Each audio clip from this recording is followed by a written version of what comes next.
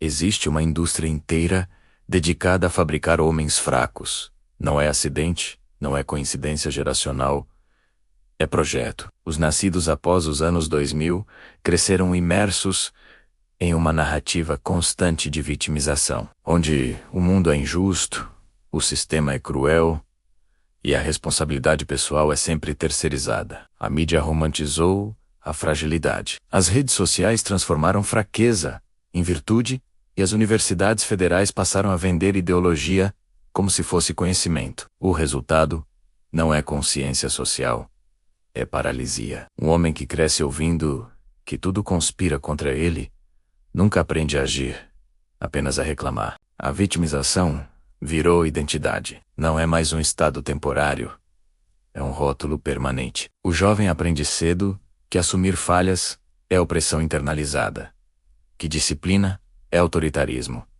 e que esforço é exploração. Em vez de desenvolver força emocional, física e financeira, ele aprende a desenvolver discurso. Um discurso bonito, cheio de palavras corretas, mas vazio de capacidade prática. Forma-se um homem que sabe explicar por que o mundo lhe deve algo, mas não sabe construir absolutamente nada com as próprias mãos. Esse processo é alimentado diariamente. Séries, filmes, influenciadores, professores e jornalistas repetem a mesma mensagem com linguagens diferentes. O homem é culpado por existir, sua força é perigosa e sua liderança precisa ser contida. O jovem cresce com vergonha da própria masculinidade, com medo de ser firme, com pavor de parecer autoritário. O problema é que a vida não respeita homens confusos. A realidade exige ação, decisão e responsabilidade. Virtudes que essa indústria faz questão de demonizar. O homem ideológico substituiu competência por opinião. Ele discute política, sociedade e economia por horas, mas não sabe resolver um problema básico da própria vida. Não troca um chuveiro, não troca um pneu, não resolve um vazamento, não assume o controle de uma situação simples.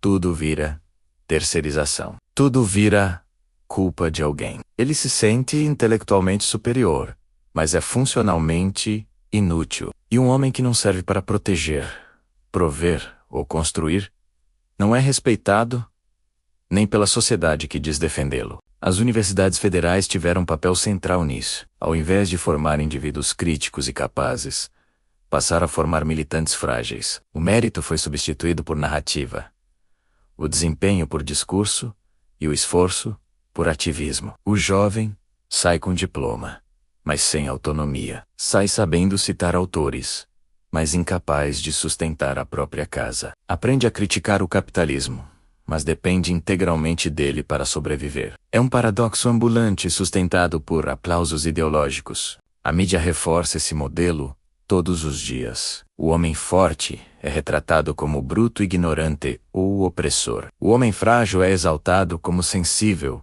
evoluído e consciente. Só que sensibilidade sem força vira instabilidade. Consciência sem ação vira estagnação. A sociedade precisa de homens capazes de sustentar pressão, tomar decisões difíceis e assumir consequências. Mas isso não rende likes, não vende manchetes e não sustenta narrativas políticas convenientes. A esquerda moderna precisa desse homem quebrado. Um homem forte questiona o poder. Um homem funcional resolve seus próprios problemas.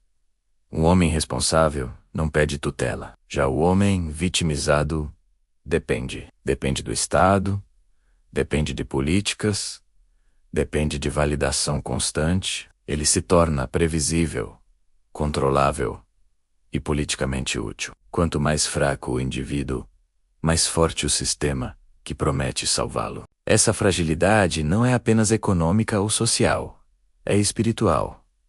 O homem perde a noção de propósito. Não sabe por que acorda, não sabe o que constrói, não sabe o que defende. Vive reagindo a pautas, indignações e tendências. É um homem sem eixo, sem direção e sem legado. A indústria da vitimização não oferece saída, apenas pertencimento temporário. Ela não forma líderes, forma seguidores barulhentos e vazios. A verdade incômoda é simples. Ninguém respeita um homem que não se respeita. E respeito começa pela capacidade de resolver a própria vida. Um homem que não domina o básico não está pronto para discutir o complexo. A força masculina não é opressão, é estrutura.